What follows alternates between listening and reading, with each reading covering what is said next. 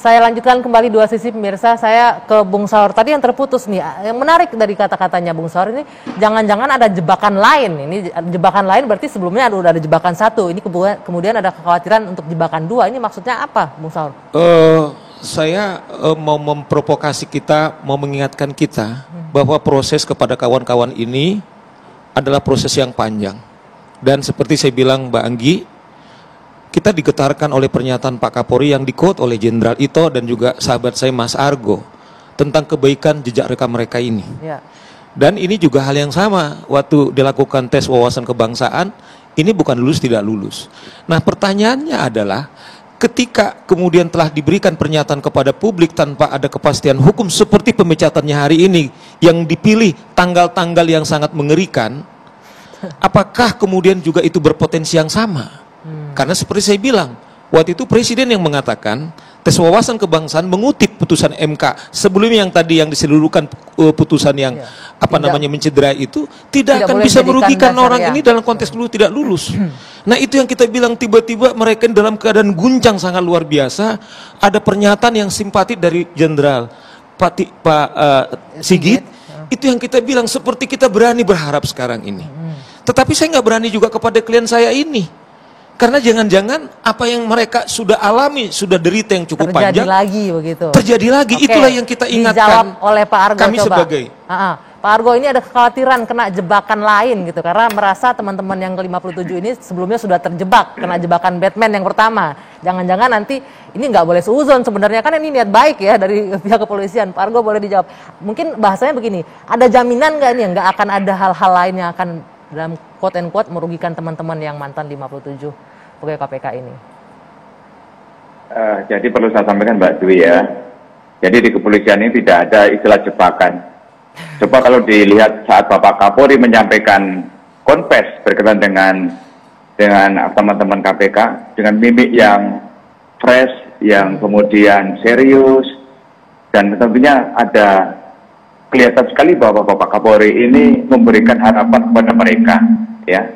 Jadi langsung Bapak Kapolri ini menunjuk ASDM untuk langsung komunikasi, koordinasi dengan BKN, dengan RP-PAN itu.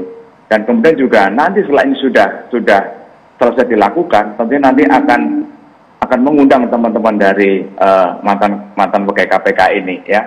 Dan intinya bahwa polisi serius karena dengan kebutuhan organisasi dan rekam jejak yang baik itu ya. Polri membutuhkan seperti ini.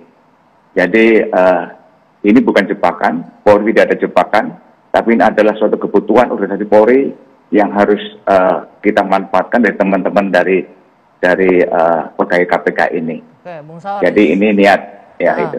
Sudah jelas ini bukan jebakan, di polisi tidak ada tuh jebakan-jebakan, ini niat tulus dari Kapolri ini untuk teman-teman yang 57 orang. Iya, makanya kan status mereka ini kan dalam keadaan terpecat hari ini. Yang saya sentuh sekarang Pak Argo adalah melalui Pak Argo, Pak Sigit, berapa lama status mereka ini kemudian terumbang-ambang lagi, karena juga konsekuensinya kan ada juga strategi kami, proses hukum yang semestinya sudah kami pikirkan dari awal.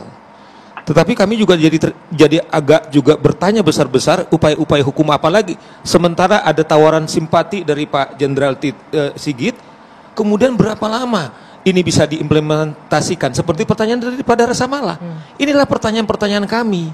Nah oleh karena itu, karena status mereka ini adalah dalam keadaan pasti kemudian menjadi seorang terpecat, yang aneh dibilang pecat dengan hormat, tetapi dikampanyekan mana-mana oleh komisioner adalah orang yang tidak bisa dibina lagi. Tiba-tiba Jenderal Sigit mengatakan mereka ini punya jejak rekam. Ini yang mengguncang menurut saya. Nah oleh karena itu kita nggak boleh lama ini. Tantangan kepada Pak Sigit, kepada kita semuanya adalah ini memang harus cepat kita selesaikan. Seperti Pak Rasa Mala bilang, karena status mereka ini adalah orang yang dipecat, dikatakan tertulis dengan hormat, tetapi kampanyenya adalah orang yang tidak hormat. Nah oleh karena itu Mas Argo, kita tantang ini sekarang. Saya tahu ini tidak mudah tentu. Dalam diskusi-diskusi kawan-kawan ini saya dengar tadi, tidak mudah seorang Jenderal Sigit, Pak Kapolri dengan empatinya mereka hampir sama mengatakan semua. Kan Bung Saur, Ya ini, tadi kan sudah disebutkan ini, butuh harmonisasi nih dengan BKN dan juga Menpan RB segala macam. Nah, bisa menunggu dong untuk hal ini? Nah pertanyaannya adalah kalau kembali ke RB, orang inilah mengatakan mereka ini tidak lulus wawasan kebangsaan. Jadi lembaga yang sama juga. Oke, ini Pak yang Argo, kita bilang, ini udah inilah pertanyaan teknis ini kan. kekhawatirannya Pak Argo ini lebih ke teknis lagi nih. Tadi sudah dijelaskan memang Pak Argo bilang sabar, nunggu harmonisasi dulu dari beberapa stakeholder begitu kan. Tapi ternyata kekhawatiran itu muncul dari pihak-pihak yang dulunya tes untuk TWK tidak lulus gitu, termasuk BKN dan juga Menpan RB. Bagaimana untuk mengeliminir rasa kekhawatiran atau menghilangkan rasa ketakutan kena jebakannya ini, bagaimana jaminan itu Pak Argo? Jadi tadi sudah kami jelaskan bahwa jawaban surat daripada Presiden melalui Mensesnek itu prinsip setuju untuk menjadi ASN Polri. Ya tentunya ini jadi pegangan ini ya dari pihak kepolisian. Makanya Bapak Kapolri memerintahkan SDM siang dan malam kalau perlu untuk koordinasi terus dengan BKN dan dengan RB PAN sehingga tidak ada nanti yang dirugikan ya. Tapi kemudian juga ada sesuaikan dengan aturan harmonisasi yang ada sehingga nanti semua berjalan dengan baik ya. Semuanya berjalan dengan baik dan secepatnya kalau dalam bahasa kepolisian kesempatan pertama kesempatan pertama.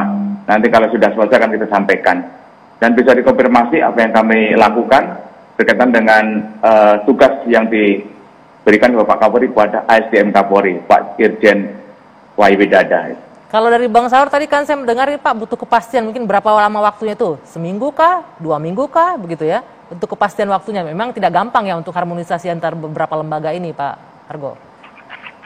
Saya sampaikan kesempatan pertama. Kalau bahasa kepolisian kesempatan pertama itu langsung ya. Jadi kalau sudah selesai secepatnya akan kita sampaikan. Kita juga tahulah memahami kita tidak akan berlarut-larut dalam polemik ini. Secepatnya lebih bagus, makanya ASDM Kapolri siang malam pun dia akan bekerja sehingga biar cepat selesai masalah ini. Itu cukup nggak Bang Saur? Saya bilang saya tidak meragukan niat baik dari Jenderal Sigit, apa yang dikatakan oleh Mas Argo. Tetapi saya bilang kan keputusan tidak totally di tangannya Pak Sigit. Tiba-tiba yang kita Ketua ARB sudah bereaksi. Nah mereka inilah biang keroknya mengatakan mereka ini tidak lulus. Sementara tadi Pak Ito mengatakan kita dengar sendiri jejak rekam kawan-kawan ini. Nah kalau kembali lagi kepada dia, pertanyaan kami fundamental adalah apakah kami tidak diguncangkan lagi?